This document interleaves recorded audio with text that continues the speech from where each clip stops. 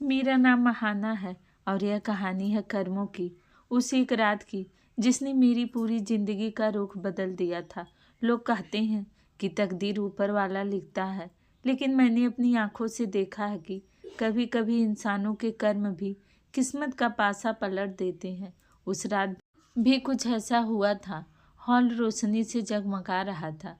चम्मचों और प्लेटों की टकराने की आवाज़ें, मेहमानों की हंसी और धीमी चुगलियों की फुसफुसाहटें माहौल को आम दिखा रही थी, लेकिन उस शोर के नीचे कुछ ऐसा सुलग रहा था जिसकी आहट शायद सिर्फ मेरी धड़कनों को सुनाई दे रही थी। मैं भीड़ के बीच खड़ी थी, मगर अंदर से बिल्कुल अकेली, जैसे इस पूरे घर में मेरी मौजूदगी सिर्फ एक फॉर्मेलिटी हो। तभी अचानक एक तीखी आवाज़ हवा को चीरती हुई गूंजी, बस बहुत हो गया, अगर आपका हाथ उठा तो मुझसे बुरा कोई नहीं।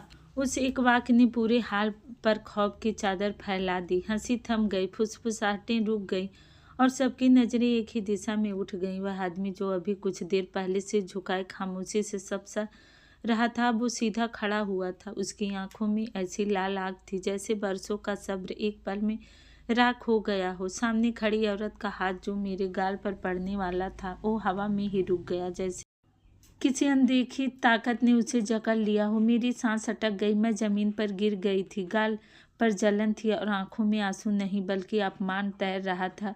वह फिर गरजा, मैं इस घर में शादी नहीं करूंगा जहां इंसानियत नाम की कोई चीज़ नहीं है। आपने इस लड़की को इंसान नहीं जानवर समझ रखा है। उसकी आवाज़ दीवारों से टकरा कर लौट रही थी और हर शब्द जैसे वहां मौजूद लोगों के अंतरात्मा पर चोट कर रहा था। कुछ चेहरों का रंग उड़ गया, कुछ ने निगाहें झुका ली, मगर किसी ने आगे बढ़कर मेरा साथ नहीं दिया। तभी उसने गुस्से में अपने सिर से पगड़ी उतारी और पूरी ताकत से मेज पर पटक दी। उसकी आवाज़ इतनी तेज थी कि जैसे उस घर की नींव हिल गई हो।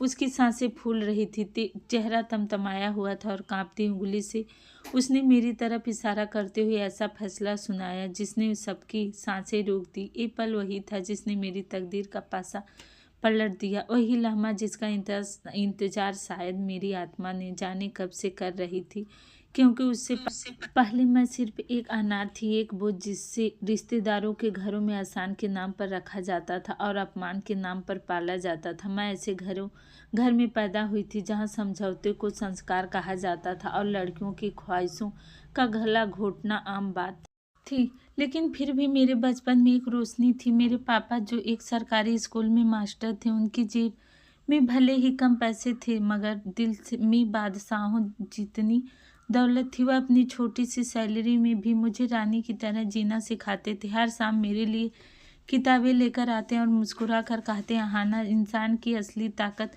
उसका चरित्र होता है। मुझे नहीं पता था कि एक दिन मेरे ही चरित्र की परीक्षा यूँ सबके सामने ली जाएगी और उसी रात किसी और के कर्म मेरी जिंदगी की दिशा बदल देंगे। उस रात का सन्नाटा आज भी मेरे कानों में गूंजता है और मैं सोचती हूँ कि अगर वह आवाज़ ना उठती तो शायद मेरी कहानी यहीं ख़त्म हो जाती, लेकिन वह तो बस शुरुआत थी। मेरे पापा और चाचा दो भाई थे। पापा बड़े थे और चाचा छोटे। दोनों की शादी एक ही घर में हुई थी। हम सब जॉइंट फैमिली में एक ही छत के नीचे रहते थे। हमारे घर का आंगन बड़ा था, लेकिन दिल शायद सबके इतने बड़े नहीं थे। मेरा जन्म मेरे मम्मी पापा की शादी के पूरे 8 साल के बाद हुआ था। यह वह वक्त था जब हमारे खानदान वाले ने मेरी माँ को बांझ होने के ताने तक देना शुरू कर दिए थे। दूसरी तरफ चाचा के यहाँ पर शादी से पहले साल में ही बेटी हो गई थी और फिर उसके बाद एक दूसरी बेटी भी आ गई। चाची, जो कि पापा की भाभी थी, मेरी माँ से बहुत ज़्यादा नफरत करती थी। यह नफरत उस वक्त बहुत ज़्यादा बढ़ गई जब मैं दुनिया में आई और मेरे पापा ने मुझे सर का ताज बना लिया। अभी मैं मुश्किल से 1 साल की थी कि चाची के यहाँ पर बेटा पैदा हो गया। घर में तो जैसे खुशी का तूफान ही आ गया था। चाची का गुरूर 7वें आसमान पर पहुँच गया। वे अक्सर बैठक में चारपाई पर बैठी हुई अपनी बेटियों को बालों में तेल लगाते हुए ऊंची आवाज़ में कहती थी ताकि किचन में मौजूद मेरी माँ सुन ले, देखा तुमने, ऊपर वाले ने मुझे कैसे अब बेटा भी दे दिया है। इस घर का वारिस तुम तो 8 साल बैठी रही और फिर तुम्हारी बेटी हुई जिसे कल को पराए घर चले जाना। माँ यह सुनकर उदास हो जाती थी और नज़रें झुकाकर खामोशी से सब्जी काटने लग जाती। उनके पास उनके तानों का कोई जवाब नहीं होता। ऐसे में पापा वहाँ पर आ जाते तो शायद वह चाची की बातें सुन लेते। वह मुस्कुराते हुए मेरे पास आते और मुझे गोद में उठाकर हवा में उछाल देते, फिर कहते कि मेरी बेटी तो मेरे लिए 7 बेटों की जैसी है। भाभी, आप अपने बेटे पर नाज करिए, मुझे मेरी अहाना पर बहुत नाज है। यह मेरा नाम रोशन जरूर करेगी। पापा की यह बातें मेरी माँ के जख्मी दिल पर मरहम रख देती थी। चाचा अगर चाहे चाची की तरह जहरीले नहीं थे, मगर वह अपनी पत्नी के आसार में बहुत ज़्यादा थे। उनका अपनी जुबान पर कोई हक ही नहीं था। वह वही बोलते थे जो चाची कहती थी। उन्होंने एक दिन जज्बाती होकर पापा से कहा कि भाई, हम भाइयों का रिश्ता बच्चों में भी ऐसे रहना चाहिए जैसे कि मेरे बच्चे बड़े होंगे। मैं बेटे की शादी बहुत अच्छे घर में करूँगा। तो पापा हंस दिए। हाँ, यह तो खुशी की बात है। बच्चों की खुशियाँ देखने का तो माँ बाप के दिल में बहुत अरमान होते हैं। हाँ भाई, और मैं चाहता हूँ कि हमारे बच्चे भी आपस में प्यार से रहें। शायद तकदीर को हमारे लिए कुछ और ही मंजूर था। हमारी खुशियों को जैसे नज़र लग गई थी। जब मैं 3 साल की हो गई तो मेरी माँ के सर में बहुत ज़्यादा दर्द रहने लगा। पहले तो आम सा दर्द समझकर डिस्पेंसरी से गोलियां खा लेती थी, मगर फिर जब दर्द नहीं बर्दाश्त हो सका, उनको चक्कर आने लगे तो शहर जाकर टेस्ट करवाए गए। रिपोर्ट ने हम सबको हिला कर रख दिया। फिर पता चला कि उनको ब्रेन ट्यूमर है। वह बीमारी से लड़ते लड़ते बहुत जल्दी निहाल हो गई। घर में उदासियों को डेरे जम गई। एक शाम वह मुझे अपने सीने से लगाए हुए लेटी हुई थी। वह मुझे प्यार कर रही थी। उनके हाथ मेरे बालों में थे। अचानक से उनकी गिरफ्त ढीली पड़ गई। उनकी आंखें छत पर जम गई थी। वह मुझे और पापा को इस भरे हुए मेले में अकेला छोड़कर इस दुनिया से विदा हो गई थी। माँ के जाने के बाद मेरी पूरी दुनिया मेरे पापा ही थी। वह मुझे माँ और पापा दोनों का प्यार देती थी। मुझे कभी भी माँ की कमी नहीं महसूस होने दिया। वह मुस्कुराते और मुझे उठाकर बाइक पर टैग पर बिठा लेते। चलो मेरी गुड़िया, तुम्हें स्कूल छोड़कर आऊँगा। वापसी पर उनके हाथ में कभी गरम जलेबियाँ होती तो कभी रंग बिरंगी कांच की चूड़ियाँ। वह मेरी हर छोटी छोटी ख्वाहिश को अपनी ज़रूरत पर भी दर्जा देते थे। चाची को यह बात एक आंख भी नहीं भाती। वह किचन के दरवाजे पर खड़ी होकर जहरीले अंदाज में कहती कि भाई, लड़की है, इसको इतना सर पर मत चढ़ाओ। कल को किसी के घर जाना है, इसको बिगाड़ो मत, वरना नाक कटाएगी। आपकी आपकी पापा नरमी से लेकिन संजीदगी से जवाब देते कि भाभी, इसकी माँ नहीं है। अगर मैं भी इसको लाड नहीं करूँगा तो कौन इसको प्यार करेगा। और रही बात अगले घर की, तो वह नसीबों वाली होंगी जहाँ पर मेरी बेटी जाएगी, मेरी अहाना शहजादियों की तरह राज करेगी। मुझे क्या पता था कि यह लाड प्यार सिर्फ कुछ सालों का ही मेहमान है। और 12 साल की थी जब जिंदगी ने दूसरा और सबसे बड़ा वार किया था। कुछ ऐसा हुआ जिसने मेरी हंसती बसती दुनिया को खिचड़ी खिचड़ी कर दिया। उस दिन बहुत ज़्यादा धुंध थी। पापा मुझे स्कूल छोड़कर दूसरे गांव जा रहे थे। रास्ते में धुंध की वजह से एक तेज रफ्तार ट्रैक्टर टाली वाले ने उनकी मोटरसाइकिल को टक्कर मार दी। सर पर बहुत ज़्यादा चोट आई और वह मौके पर ही दम छोड़ गए। जब उनकी बॉडी घर पर लाई गई तो मेरे सर से आसमान हटकर गिर गया। मैं उनको उठाने की कोशिश कर रही थी। मैं उनको सीने से लगाकर बहुत ज़्यादा रो रही थी कि पापा उठ जाइए, पापा मुझे चूड़ियाँ लाकर दीजिए। पापा, आप बोल क्यों नहीं रहे हैं? लेकिन वह खामोश थे। उस दिन सिर्फ मेरा बाप नहीं मरा था, बल्कि मेरी इज्जत, मेरा सुकून, मेरा बचपन और मेरी सब ख्वाहिश भी उसी दिन मर चुकी थी। उनके अंतिम संस्कार के तीसरे दिन ही, जब अभी पापा की आत्मा की शांति के लिए पूजा हो रही थी, तो चाची ने मेरा स्कूल का बस्ता उठाकर स्टोर रूम में फेंक दिया। मैं डरते डरते उनके पास गई। चाची, मुझे स्कूल जाना है, मेरा होमवर्क भी रह गया है। चाची ने नफरत से मुझे सर से पांव तक देखा और हाथ में पकड़ा हुआ झाड़ू मेरी तरफ उछाल दिया। स्कूल? कौन सा स्कूल? अब कहीं तुम्हारे बाप का खजाना नहीं दबा हुआ है यहाँ पर जो मैं तुम्हारी फीस भरती फिरूंगी और नखरे उठाऊंगी। आज से तुम घर का काम करोगी। तुम्हारे चाचा अकेले कमाने वाले हैं और खाने वाले 10 मुंह हैं। यहाँ मुफ्त की रोटियां तोड़ने की इजाज़त मैं किसी को नहीं देती। और पढ़ लिख कर तुमने कौन सा ऑफिसर बन जाना है। मैं रोती हुई चाचा के पास गई कि शायद वह कुछ बोलेंगे, शायद उनको अपने भाई का ख्याल आ जाएगा, लेकिन वह अखबार में मुंह दिए हुए खामोश बैठे रहे थे। उन्होंने एक नज़र उठाकर भी मुझे नहीं देखा। उनकी इस खामोशी ने मेरे दिल पर आखिरी वार कर दिया था। उस दिन मुझे समझ आ गया कि अब इस घर में मेरी हैसियत बेटी की नहीं बल्कि एक नौकरानी की है। शायद नौकरानी से भी ज़्यादा खराब वक्त गुजरता गया। मैं 12 साल से अब 18 साल की हो गई थी। इन 6 सालों में मैंने किताबें के पढ़ने की जगह बर्तन धोए और कांपते हाथों से झाड़ू पकड़ी थी। मेरे हाथ खुरदुरे हो गए थे। मेरे कजिन हेमा और उर्वी स्कूल से कॉलेज और फिर यूनिवर्सिटी तक पहुंच गई थी। वह नए कपड़े पहनती, पार्लर जाती, जबकि मैं घर की 4 दीवारों में होकर रह गई थी। मुझे पुराने उतरन कपड़े पहनाए जाते। चाचा का व्यवहार बहुत ज़्यादा जुल्म से भरा हो गया था। वह ना सिर्फ मुझसे जानवरों की तरह काम लेती थी, बल्कि जरा सी गलती पर वह मारपीट से भी ऊपर उतर जाती। सबसे खौफनाक बात यह थी कि वह शाम को चाचा के कान भरती, ताकि चाचा के दिल में मेरे लिए जो थोड़ी बहुत हमदर्दी बची हुई है वह भी खत्म हो जाए।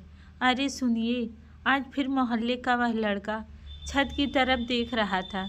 मैंने वहाँ पर अहाना को कितनी बार कहा कि दुपट्टा ओढ़कर छत पर जाया करे, लेकिन उसके दिमाग में तो कोई बात बैठती ही नहीं। यह लड़की हमारी इज्जत एक दिन मिट्टी में मिला देगी। इसके लक्षण मुझे ठीक नहीं लगते हैं। तो चाचा गुस्से से लाल पीले हो जाते और वह बिना किसी बात की पूछताछ करे सीधा मेरे पास आ जाते। इधर आओ। मैं डरते हुए पास जाती। मेरे हाथ आटे से भरे हुए होते तो वह बिना पूछे मेरे मुंह पर थप्पड़ मार देते। अगर तुमने मेरी पगड़ी उछाली तो जिंदा जमीन में गाड़ दूंगा, समझ आई? भाई की परवरिश की तुम धज्जियाँ उड़ाओगी। मैं रोते हुए कहती कि चाचा मैं तो छत पर गई ही नहीं थी, मैं तो किचन में रोटियां बना रही थी। ऊपर वाले की कसम मैं नहीं गई थी। लेकिन मेरी सच्चाई चाची के झूठ के सामने बिल्कुल बेमतलब थी। चाचा अब मुझसे नफरत करने लगे थे। वह वादा जो उन्होंने पापा से किया था कि हम सब बच्चों के लिए कुछ अच्छा फ्यूचर देखेंगे और सबका ही ख्याल रखेंगे, किसी के साथ कुछ नाइंसाफ़ी नहीं होने देंगे। लेकिन अब चाचा मेरे साथ और अपने बच्चों में भेदभाव करते। उनका बेटा रवि भी अब यूनिवर्सिटी जाता था। वह अपनी माँ की तरह ही मुझे नफरत की नज़र से देखता था और नौकरानी कहकर बुलाता। मैं पढ़ी लिखी तो नहीं थी, पर कुदरत ने मुझे शक्ल सूरत से ऐसा खूबसूरत बनाया था कि देखने वाले ठिठक जाते। गरीबी और मैले कुचले कपड़ों के बावजूद भी मेरा रंग रूप छुपता ही नहीं था। मेरी आंखों में जो उदासी होती थी वह मेरी खूबसूरती को भी ज़्यादा दिखाती। शायद यही बात चाची और उनकी बेटियों को खटकती थी। जब भी कोई मेहमान घर पर आता, चाची मुझे किचन में छुपा देती या मैले कपड़े पहनाकर उनके सामने लाती ताकि मैं नौकरानी ही लगूं। चाची की बड़ी बेटी हेमा की शादी हो गई थी, लेकिन उसका व्यवहार भी अपनी माँ जैसा ही था। छोटी बेटी उर्वी यूनिवर्सिटी में पढ़ती थी। वह अपने आप को किसी शहजादी से कम नहीं समझती थी और हर वक्त शीशे के सामने खड़ी रहती। पूर्वी का यूनिवर्सिटी में एक क्लास फेलो था जिसको वह बहुत पसंद करती थी। वह लड़का शरीफ था, लेकिन उसके घर वाले उसकी शादी उससे नहीं करेंगे। फिर भी घर में शादी की बात करी तो चाची ने आसमान सर पर उठा लिया था। खबरदार, अगर किसी कंगले लड़के का नाम भी लिया तो वह बहुत गरीब है। मेरी बेटी किसी चौधरी या फिर सेठ के घर जाएगी, किसी क्लर्क के घर नहीं, बिल्कुल नहीं। हमने अपनी नाक नहीं कटवानी है। इस बीच एक रिश्ता करवाने वाली मासी ने चाचा को बहुत ही बड़े बिजनेस टाइकून के घर आने का रिश्ता बताया था। लड़के का नाम विवान था और शहर का जाना माना बिजनेसमैन भी था। दौलत पैसे में उनका कोई मुकाबला करने वाला नहीं था। चाचा की आंखों में लालच की चमक आ गई।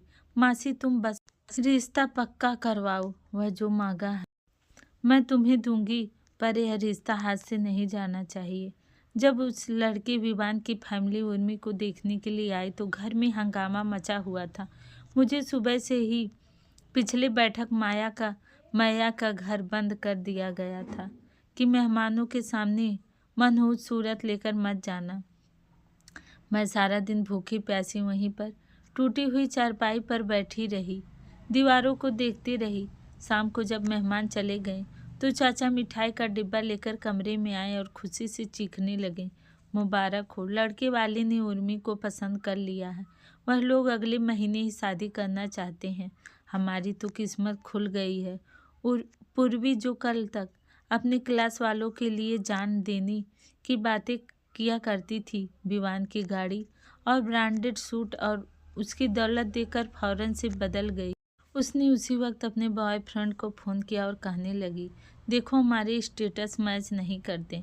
मैं तुम जैसे मिडिल क्लास लड़के के साथ पूरी ज़िंदगी बस के धक्के नहीं खा सकती। मेरा रिश्ता एक बहुत बड़े बिजनेसमैन से हो गया। आज के बाद मुझे फ़ोन मत करना। उसने इतनी आसानी से एक रिश्ता तोड़कर दूसरे अमीर रिश्ते को गले लगा लिया, जैसे कि कोई पुराने कपड़े बदलते हैं। उसको अपनी खूबसूरती और किस्मत पर इतना ज़्यादा गुरूर चढ़ गया था। शादी की तारीख तय हो गई। चाची की खुशी संभाले नहीं संभल रही थी।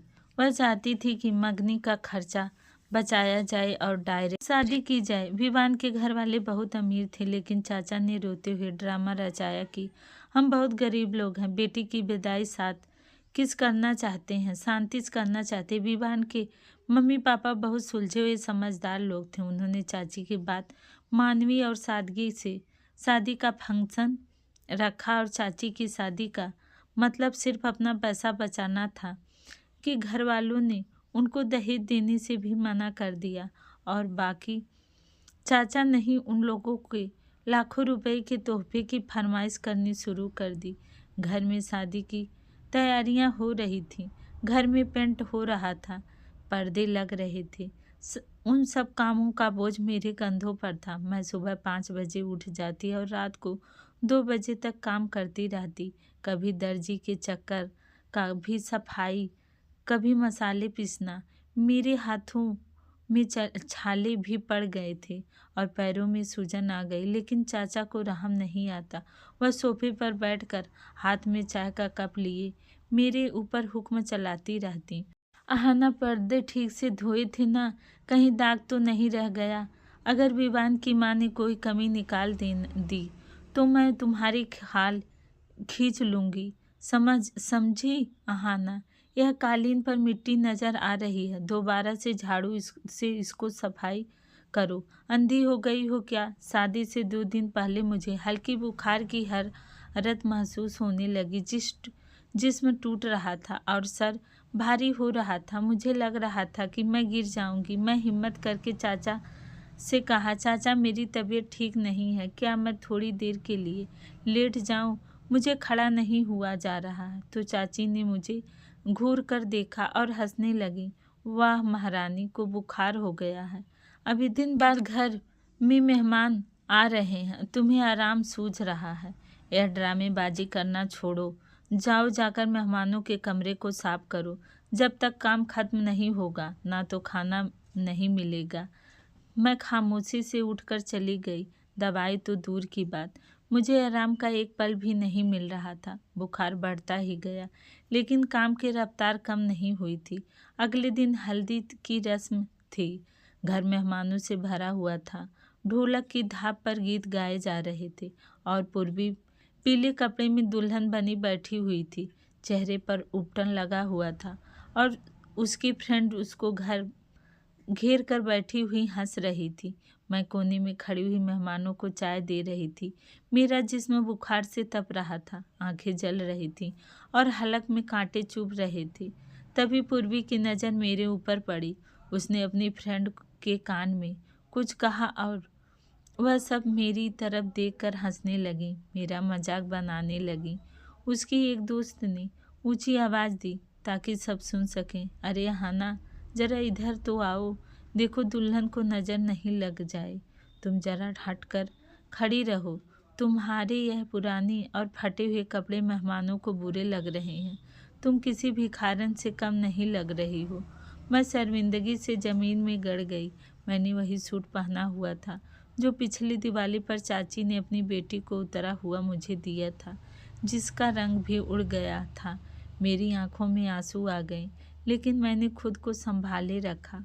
जब सब सो गए तो मैं किचन में बर्तन धो रही थी। बुखार भी अब बहुत ज़्यादा था। थर्मामीटर अगर होता तो शायद पारा 103 से भी ऊपर होता। मुझे अपने आप सुन्न होता हुआ महसूस हो रहा था। मैंने दीवार का सहारा लिया ताकि गिर नहीं जाऊं। कल शादी थी, वह दिन जो मेरी ज़िंदगी का सबसे ज़रूरी मोड़ साबित होने वाला था, लेकिन उस वक्त मुझे सिर्फ मौत अपनी तरफ आती दिखाई दे रही थी। मैं वहीं पर किचन में ठंडे फर्श पर बैठ गई और अपनी माँ को याद करके रोने लगी। काश आप जिंदा होती तो कोई मुझे ऐसे जानवर नहीं समझता। पापा, आप मुझे लेने क्यों नहीं आ जाते? मुझसे अब ये सब नहीं सहा जाता। मुझे नहीं पता था कि कल का सूरज मेरे लिए क्या लेकर आएगा। बस इतना पता था कि चाची ने कल के लिए मेरी जिम्मेदारियां बढ़ा दी है, जो एक सेहतमंद इंसान भी अकेला नहीं कर सकता था।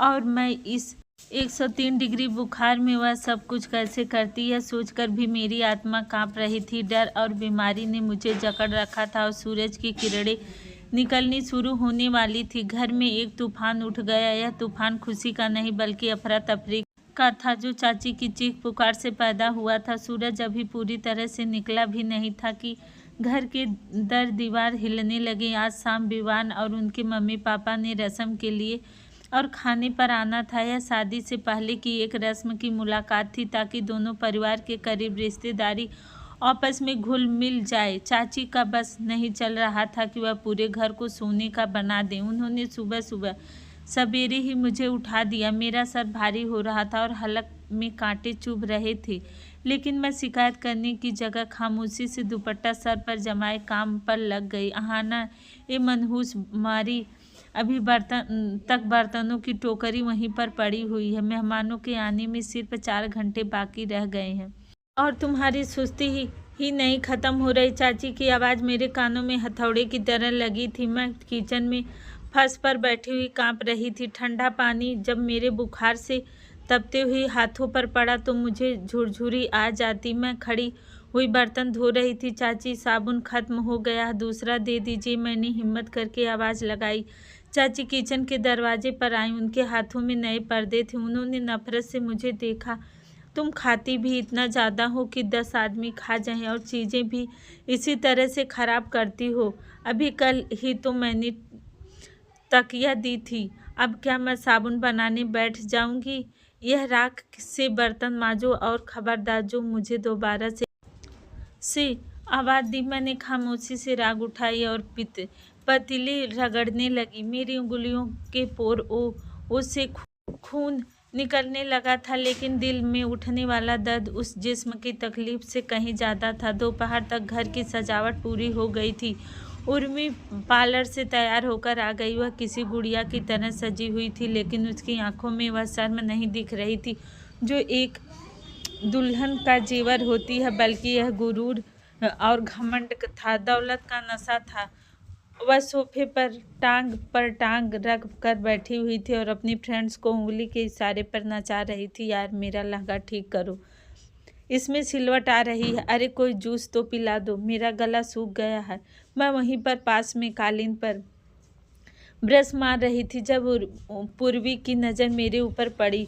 उसने मुंह बनाकर अपनी दोस्त से कहा कि इसको कहो यहाँ से हट जाए। इसके मैले कपड़ों की वजह से मेरे फोटो शूट का बैकग्राउंड खराब हो रहा है। मैंने नज़र उठाकर अपनी कजिन को देखा। हम एक ही दादा की औलाद थे, लेकिन आज ज़मीन आसमान का फ़र्क था। वह ऐसे तख्त पर बैठी हुई थी और मैं उसके कदमों की धूल साफ कर रही थी। मैं खामोशी से अपना सामान समेट कर वहाँ से हट गई। शाम होते ही विवान के घर की गाड़ियों का आना जारी हो गया। सब गाड़ियां हमारे घर के बाहर आकर रुकने लगीं। वह बहुत बड़ी गाड़ियां थीं जिनको देखकर मोहल्ले वाले भी घरों से बाहर निकल आए थे। चाची और चाचा दौड़कर उनके स्वागत के लिए नए मैं किचन की खिड़की से यह सब मंजर देख रही थी। गाड़ी का दरवाज़ा खुला और विमान बाहर निकल आया। वह एक सुलझा हुआ रौबदार पर्सनालिटी का मालिक था। उसके चेहरे पर संजीदगी थी। वह वैसा नहीं था जो गलियों में सीटियां बजाते फिरते हैं। उसके साथ उसके मम्मी पापा थे, सफ़ेद बालों वाली औरत साथ में, यानी विवान की माँ। वह लोग आए तो चाचा ने उनका स्वागत अच्छे से किया। अरे आइए आइए, हमारे गरीब घराने में आपका स्वागत है। विवान बेटा, क्या बात है, तुम्हें नज़र नहीं लग जाए, बहुत ही प्यारे लग रहे हो। फिर वह ड्राइंग रूम में उन सबको लेकर गई। मुझे हुक्म था कि जब तक मेहमान को कुछ चाहिए नहीं हो मैं सामने ना जाऊं। थोड़ी देर के बाद चाची किचन में आई।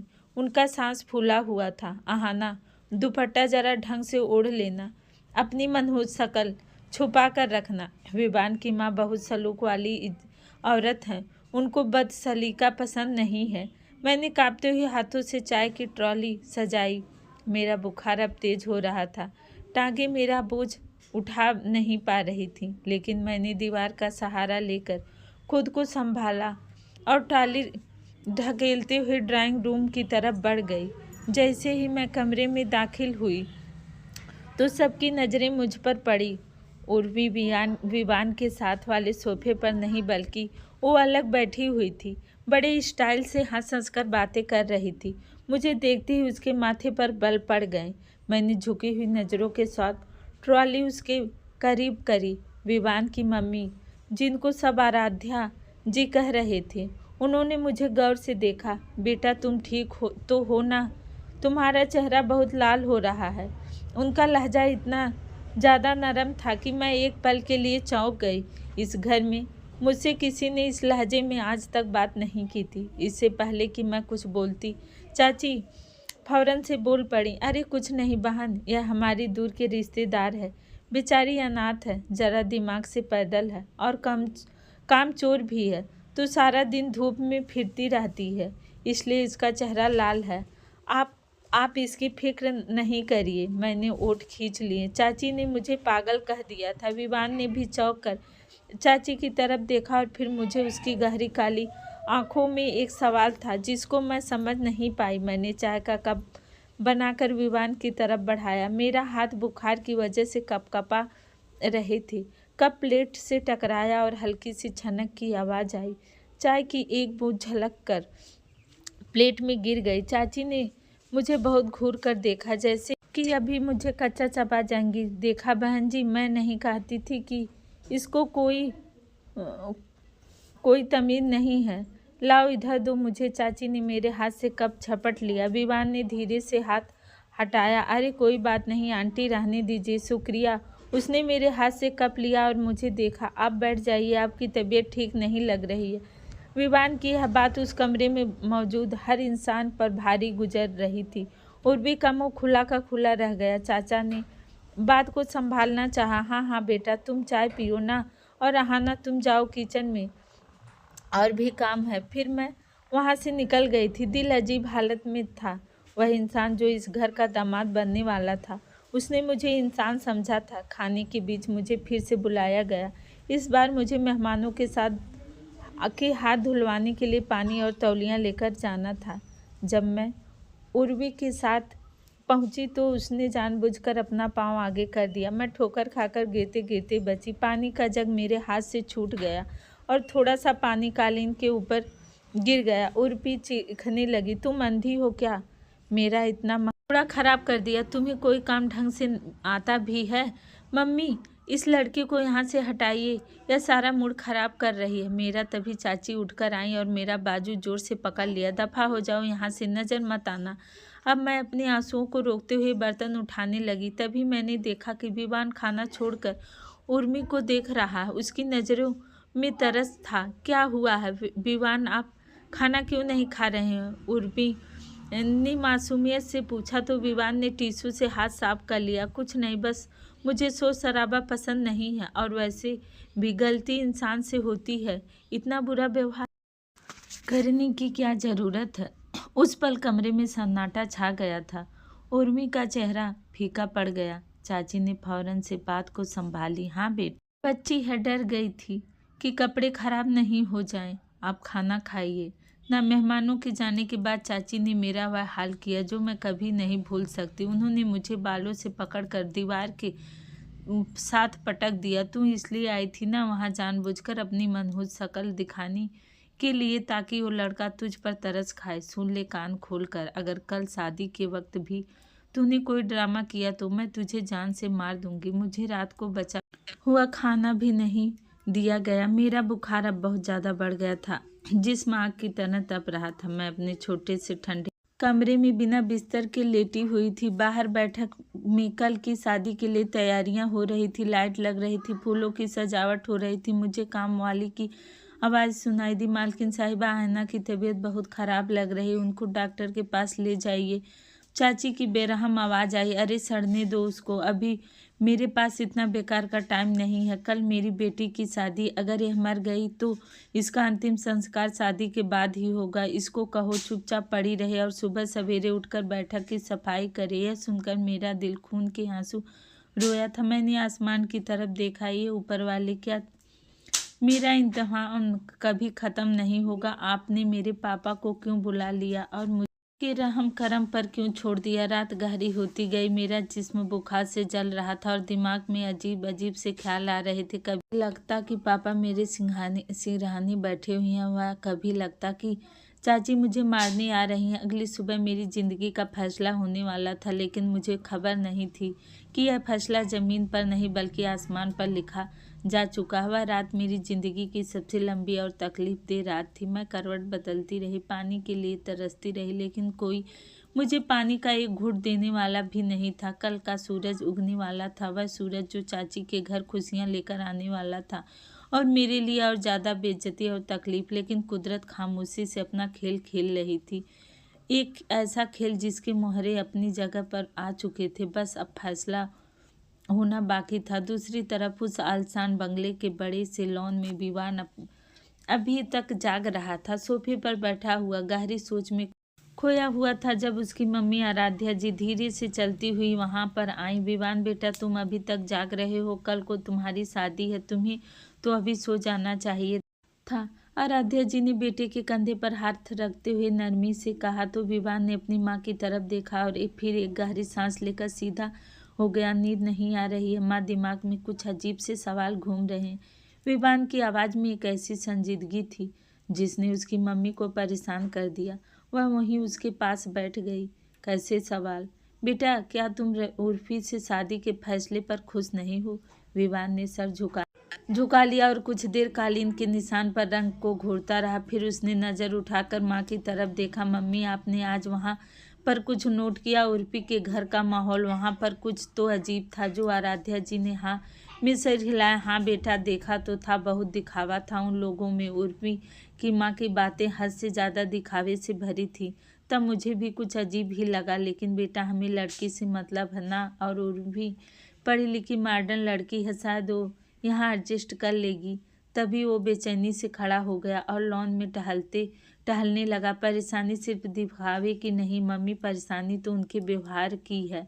आपने उस लड़की को देखा? वह जो चाय लेकर आई थी, अहाना नाम था शायद। विवान के दिमाग में मेरी और सहमी हुई सूरत और लाल चेहरा घूम रहा था। हाँ, बेचारी बहुत ज़्यादा परेशान सी लग रही थी, उसकी चाची कह रही थी। वह दिमाग से कुछ कमज़ोर है, आराध्या जी ने याद करते हुए कहा। नहीं मम्मी, वह मुझे कोई दिमाग की मरीज नहीं लगती। उसकी आंखों में दर्द नहीं, बल्कि एक ऐसा डर था जो सालों के जुर्म से पैदा होता है। जब उसके हाथ से चाय का कप छलक गया था तो उसके चेहरे पर जो रंग आए वह शर्म के नहीं, वह डर के थे। जैसे उसको यकीन हो गया हो कि अब उस पर कोई तूफान आने वाला। और उर्फी का व्यवहार, उसने किस तरह से उसको धुतकारा था, वह मुझे बिल्कुल भी अच्छा नहीं लगा। विवान की बातें सुनकर उनकी मम्मी खामोश हो गई थी कि यह बात सुनकर वह कुछ परेशान हो गई। बेटा, हर घर के में अपने प्रॉब्लम होते हैं। हो सकता है कि वह लड़की सच में कामचोर हो, जैसा कि उसकी चाची ने कहा।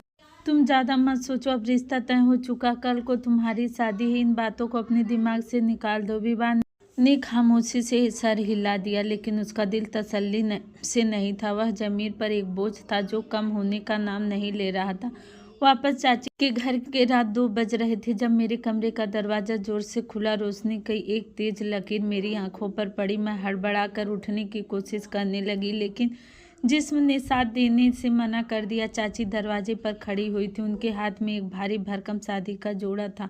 उठो महारानी, क्या तुम समझ रही हो कि बीमारी बहाना बनाकर तुम काम से बच जाओगी? चाची ने वह भारी सा लहंगा मेरी चारपाई पर फेंक दिया। इस पर लगे हुए सितारे और मोती रोशनी से चमक रहे थे, लेकिन मेरे लिए किसी सांप की खाल से कम नहीं थे। चाची, पानी मेरा हल्क सूख रहा है। मुश्किल से मैंने कहा, पानी? तो चाची ने नफरत से मुझे देखा। पानी मिलेगा, पर पहले यह काम करो।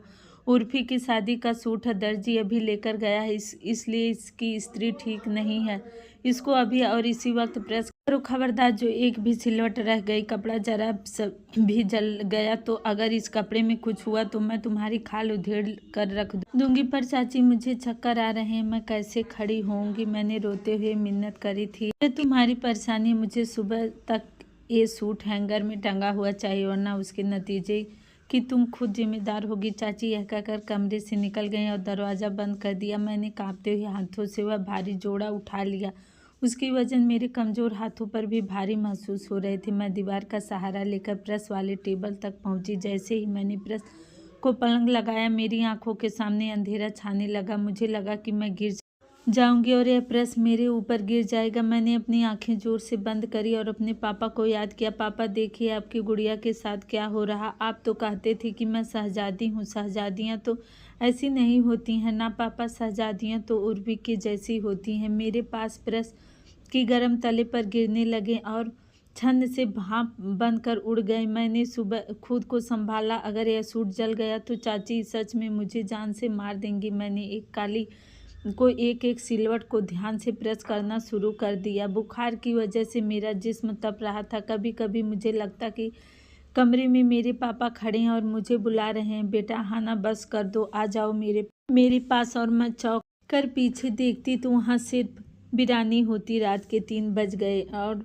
फिर 4, और जब सूरज उगने लगा तब मैंने कमीज को हैंगर में लटकाया। मेरा काम खत्म हो गया था, लेकिन मेरी हिम्मत भी खत्म हो रही थी। मैं वहीं कालीन पर बैठ गई। यह वह वक्त था जब मैंने ऊपर वाले से फूट फूट कर रोते हुए प्रार्थना करी, ऊपर वाले, मैं थक गई हूँ, मुझे या तो सब्र दे दो या फिर मुझे भी मेरे पापा के पास बुला ले। मैं अनाथ हूँ, मेरा कोई सहारा नहीं। मेरे लिए किसी देवता को भेज दो और मुझे यहाँ से उठा ले। मेरी हिचकियाँ बंध गई थी। जमीन की ठंडक मेरे पैरों को छू रही थी और दिल को सुकून दे रही थी। मुझे नहीं पता था कि मैं कितनी बुरी तरह रोती रही और रोते रोते मेरी कब आँख लग गई। जब मैंने सर उठाया तो खिड़की से हल्की हल्की सी तेज रोशनी आना शुरू हो गई थी। अचानक कमरे का दरवाज़ा धीरे से खुला। वहाँ की नौकरानी डरते हुए कमरे में दाखिल। उनके हाथ में एक प्याली में दूध और एक रोटी थी। हाना बेटी, उन्होंने हल्की आवाज़ में कहा। मैंने पलट कर देखा तो वह तेजी से मेरे पास आ गई और मेरे माथे पर हाथ रख दिया। उनका चेहरा डर से सफ़ेद हो गया। अरे, तुम तो कोयले की तरह तप रही हो। यह जालिम औरत ने तुम्हें सारी रात जगाया है ना? उन्होंने ज़बरदस्ती मुझे दूध का गिलास पकड़ा दिया। यह लो, जल्दी से इसको पी लो। अगर यह डैन आ गई तो तुम्हें कुछ भी खाने नहीं देगी। मैंने बड़ी मुश्किल से यह दूध छुपाया है। मैंने मना करना भी चाहा कि नहीं, मैं नहीं पी रही, क्योंकि हलक से कुछ उतर ही नहीं रहा था, पर उनकी ममता भरी आंखों ने मुझे मजबूर कर दिया था। मैंने मुश्किल से 2 घूंट दूध पिया ही था कि बाहर से चाची की गर्जदार आवाज़ आ गई। वह नौकरानी को बुला रही थी। तभी वह घबरा कर वहाँ से जाने लगी। बेटी, तुम लेट जाओ, थोड़ी देर में बाहर संभाल लूँगी। अगर मालकिन ने तुम्हें देख लिया तो फिर बहुत बुरा होगा। वह बर्तन छुपाकर बाहर भाग गई। मैंने मुश्किल से खुद को घसीटा और चारपाई पर गिर गई। मेरा जिस्म उस वक्त लकड़ी की तरह जकड़ चुका था। जोड़ में इतना दर्द था कि हिलना भी मुश्किल हो रहा था। मैंने आंखें बंद कर ली, यह सोचकर कि शायद अब थोड़ी देर सुकून मिल जाएगी। नींद ने मुझे अपने वादियों में ले लिया, पर यह सुकून सिर्फ कुछ लम्हों के लिए था। अभी मेरी आंख लगे मुश्किल से 15 मिनट ही हुए होंगे कि एक बार फिर से मेरे सर पर तूफान आ खड़ा हुआ। दरवाज़ा एकदम से खुल गया। इस बार चाची अकेली नहीं थी, उनके साथ उनकी बड़ी बेटी हेमा भी थी। देखो जरा मम्मी, हम वहाँ मेहमानों में लगे हुए हैं और यह महारानी यहाँ पर घोड़े बेचकर सो रही हैं। हेमा ने हंसते हुए कहा। चाची मेरे सिंहाने आकर खड़ी हो गईं।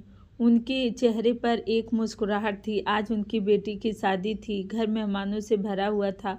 बाहर खाना बनने वाला था। फूलों की सजावट वाले गेट पर काम कर रहे थे। वह चाहती थी कि उनका घर शीशे की तरह चमके और इस चमक के लिए उनको एक मशीन की ज़रूरत थी, इंसान की नहीं। मेरा दिल ज़ोर ज़ोर से धड़क रहा था कि अब क्या हुक्म मिलेगा। मुझे अंदाज़ा नहीं था कि अगला हुक्म और अगली बात मेरी बर्दाश्त की आखिरी हद को ही पार कर देगी। चाची ने बढ़कर मेरे ऊपर से बिस्तर को खींच लिया। उनकी आवाज़ मेरे कानों से टकराई। ये महारानी अभी तक सो रही हो? चलो उठो, सारे बैठक में झाड़ू लगानी है, जल्दी से उठ जा।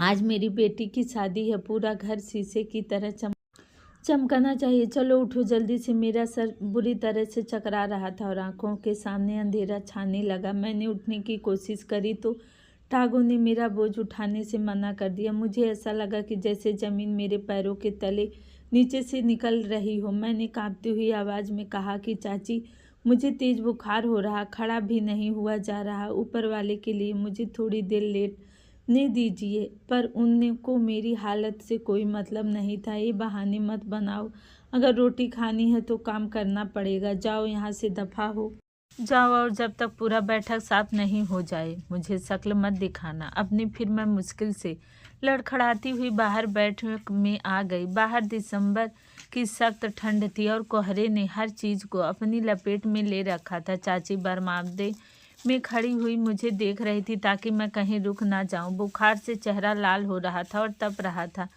हर देखने वाले को यह पता लग रहा था कि मैं कितनी तकलीफ में हूँ, लेकिन वहाँ पर पत्थर के दिल थे जिनका पिघलना नामुमकिन था।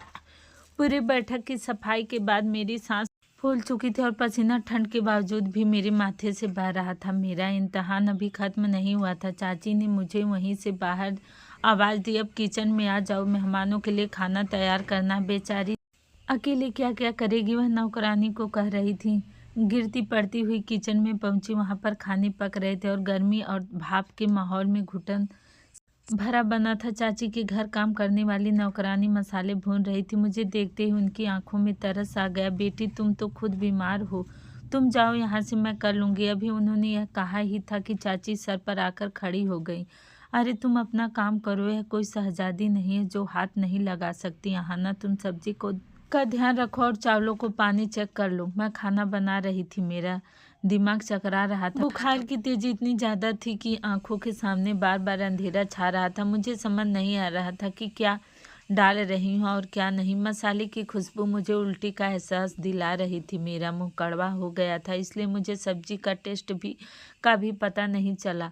बस मैं हाथ चला रही थी और दिल में ऊपर वाले को पुकार रही थी कि या मुझे मौत दे दे या फिर इस परेशानी से मुझे छुटकारा दिला दे। दोपहर तक घर मेहमानों से भर गया। हर तरफ हंसी और खुशियों का शोर था। उर्वी लाल जोड़े में दुल्हन बनी बैठी हुई थी और उसके चेहरे पर एक जीत भरी मुस्कुराहट थी। वह बार बार अपने दोस्तों को दिखा रही थी कि शादी कितने बड़े घर में हो रही है। शादी का वक्त करीब आ गया था। चाची का हुक्म दिया कि शादी से पहले मेहमानों को खाना सर्व करना है। एक साइड विवान और उसके घर वाले मौजूद थे, जबकि औरतें दूसरी साइड थी। मैं चाची की कामवाली के साथ मिलकर टेबल पर खाना लगाने लगी। मेरे हाथ कांप रहे थे और बर्तन का वजन मुझे पहाड़ के जैसा लग रहा था। मैंने बड़ी मुश्किल से उस बर्तन को उधर की तरफ रख दिया जहां विवान और उसके घर वाले बैठे थे। चाची बड़े रूख से मेहमानों के पास खड़ी हुई थी और मेहमानों से अपनी तारीफ बटोर रही थी। खाइए ना भाई, अब खास तौर पर घर में मैंने खुद तैयार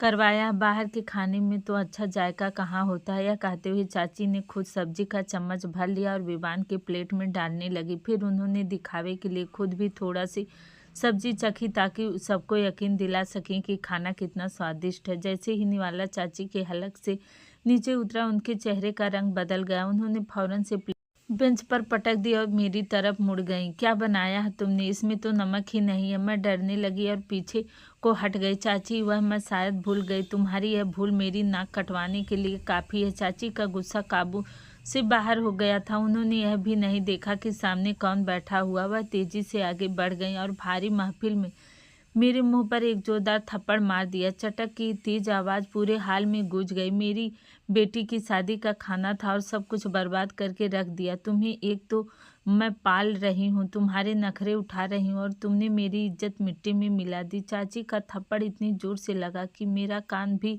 सुन्न हो गया और आंखों के सामने तारे नाचने लगे। मैं अपना गाल पकड़कर वहीं ज़मीन पर बैठ गई। मुझे लगा कि इतना दर्द, इतनी तकलीफ तो मुझे पापा के मरने पर भी नहीं हुई थी जितनी आज इस भारी महफिल में बेइज्जती होने पर हो रही थी। मेरा आंसू टप टप करके फर्श पर गिरने लगे। चाची अब भी चीख रही थी, बिल्कुल अपनी माँ की तरह मनहूस है। मैंने सर उठाकर देखा तो चाची की दोनों बेटियां हेमा और दुल्हन बनी उर्मी मुंह पर हाथ रखकर हंस रही थी। उनको मेरी बेबसी और बेइज्जती पर मजा आ रहा था। उर्वी को अपने होने वाले पति के साथ वाली कुर्सी पर तो नहीं, लेकिन सामने वाले सोफे पर बैठी हुई थी। मेरी तरफ देखकर मुस्कुरा रही थी। पर इस लम्हे कुछ ऐसा हुआ जिसकी उम्मीद किसी को नहीं थी। विवान, जो अभी तक खामोश बैठा हुआ था, उसने अपनी प्लेट को दूर को सरक दिया। उसकी आंखें लाल हो रही थी। वह हैरत और दुख से कभी मुझे देखता तो जो जमीन पर गिरी पड़ी थी और कभी उर्मी को जो हंस रही थी। इन माँ बेटियों की हरकत देखकर एकदम से अपनी कुर्सी से खड़ा हो गया। कुर्सी पीछे गिरने की आवाज़ ने सबको चौंका दिया। बस बहुत हो गया है। उसकी आवाज़ ने ऐसी गरज थी कि चाची की जुबान को जैसे ताला लग गया हो। मैं इस घर में शादी नहीं करूँगा जहाँ पर इतना ज़्यादा जुल्म किया जाता है। पंडाल में सन्नाटा छा गया था। चाचा जो मेहमानों में लगे हुए थे डरते हुए आए। विवान के मम्मी पापा भी घबराए खड़े हो गए। यह क्या कर रहे हो बेटा, आज शादी है तुम्हारी। उसके पापा ने उसको समझाने की कोशिश करी। नहीं पापा, मैं अंधा नहीं हूँ। कल से मैं नोट कर रहा हूँ कि इस घर में इंसानियत नाम की चीज़ ही नहीं है। उसने अंगुली से मेरी तरफ इशारा किया जहाँ मैं अभी फर्श पर बैठी हुई कांप रही थी। देखिए इस लड़की को, इसका चेहरा देखिए, यह बुखार से तप रही है। कोई अंधा भी बता सकता है कि यह कितनी बीमार है और इस हालात में इससे जानवरों की तरह काम करवाया जा रहा और सिर्फ नमक कम होने की वजह से इस पर हाथ उठा दिया गया। और वह देखिए, उर्मी की तरफ इशारा किया। वह लड़की जो मेरी पत्नी बनने वाली है, वह अपनी कजिन की बेइज्जती पर इतना हंस रही है। जो औरत अपने खून की नहीं हो सकती, वह मेरी और मेरे घर वालों की क्या होगी। चाची के तो जैसे पैरों के नीचे से जमीन निकल गई। वह हाथ जोड़कर आगे बढ़ने लगी। नहीं बेटा, तुम गलत समझ रहे हो। यह तो बस घर की बात है। यह लड़की है ही ऐसी, कामचोर है। चाची को रोक दिया। बस खामोश हो जाइए आप। मैंने अपनी आंखों से सब कुछ देखा है। यह कोई कामचोर नहीं है, बल्कि आप लोग जालिम हैं। आपने एक अनाथ बच्ची को नौकरानी बनाकर रख दिया है। उसने अपनी मम्मी पापा की तरफ देखा। पापा, अगर आप लोग चाहते हैं कि मैं शादी करूं तो मेरी एक शर्त है। सब हैरानी से उसका मुंह देखने लगे। शादी करूंगा तो इसी लड़की से करूंगा, अभी करूंगा। उसने मेरी तरफ इशारा किया। कमरे में मौजूद हर एक इंसान हैरान खड़ा हुआ था। चाची की आंखें डर से बड़ी हो गईं। उर्मी के चेहरे से मुस्कुराहट गायब हो गई और वह पत्थर सी की बनी हुई बैठी रह गई।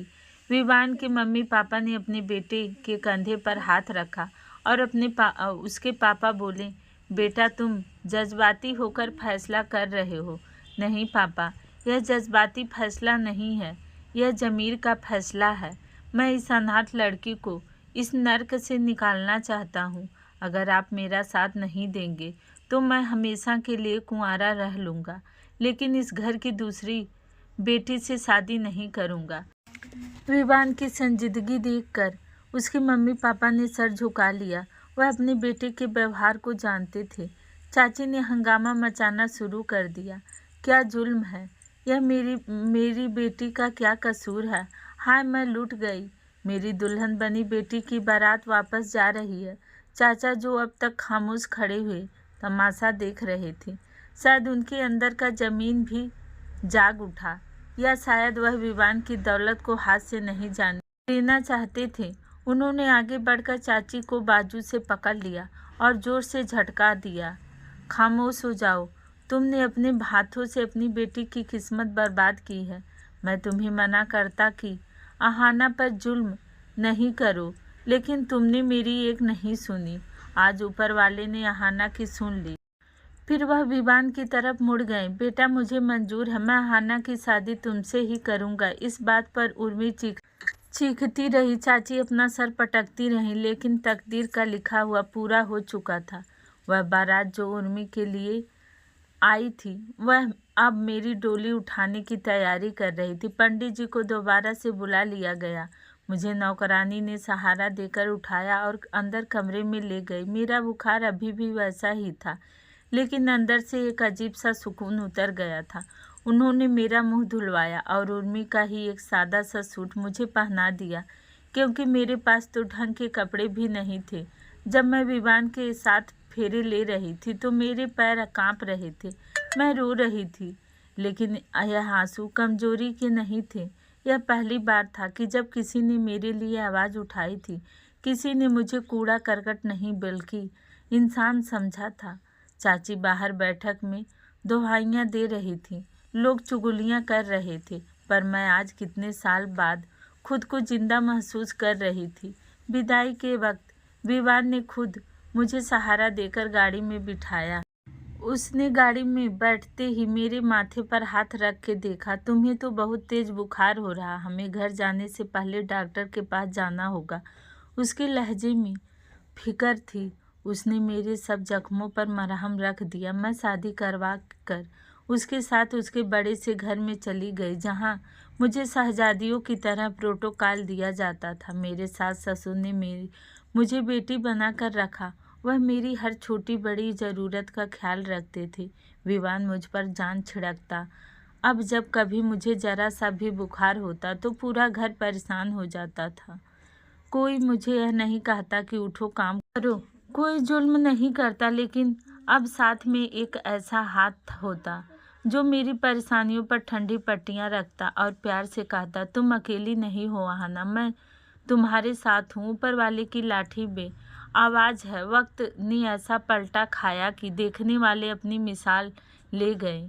चाचा की बेटी उर्मी की दूसरी जगह शादी हुई थी, लेकिन उसके घमंड की वजह से तलाक हो गई, क्योंकि चाची और उनकी बेटी की हरकतें और फितरत नहीं बदली। बेटी की तलाक और घर में बैठी बेटी के दुख ने चाची को अंदर से खोखला कर दिया। ब्लड प्रेशर हाई हुआ और उनको शायद फालिज का अटैक हो गया। वह औरत जो कभी पूरे घर पर राज करती थी, उसकी आवाज़ से दर दीवार हिलते थे, आज वह एक लाश की तरह चारपाई पर पड़ी है।